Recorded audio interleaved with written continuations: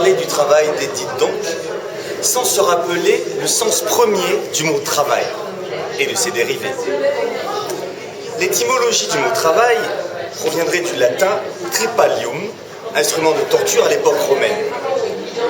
La torture étant elle-même envisagée comme une action de tordre, une contorsion. Dans le plus courant des cas, le travail est une action humaine et organisée, et utile. On évoque aussi le travail de la femme qui va accoucher, ou encore le travail du bois, soit une déformation de la matière. Au départ, je vois la peinture d'Édith donc comme une synthèse de ce lexique savamment apprivoisé. Parce qu'elle est utile. Entrer dans la peinture d'Édith donc, c'est oser franchir les barrières de la normalité et consentir au cynisme d'une époque délétère vouée à la ruine de nos différences. Ici, point d'anachronisme, juste un rapprochement de sujets synchrones. Comment réagir face à une petite fille au balcon que je vois là-bas, avec vue sur une ville en ruine? Qui est cet infirmier au visage porcin dans les couloirs d'un dispensaire de santé?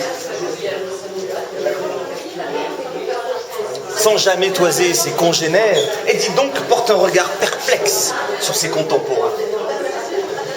Parce qu'elle est contorsion. Son expression, née d'une composition de techniques complexes, collage, effacement, rajout, épaisseur, tampon, tamponnage, Édith donc son tamponne. Il semblerait qu'à travers la partition d'une improvisation dirigée, l'expressionnisme de Munch ait pu rencontrer les néo-réalistes du New York des années 60. Parce qu'elle est femme, et d'abord parce qu'elle est humaine. L'observation d'Édith donc, c'est aussi être d'une grande tendresse.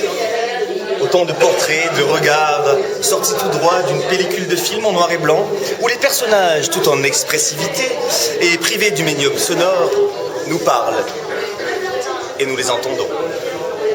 Parce qu'elle est femme, la peinture d'Édith donc est multiple.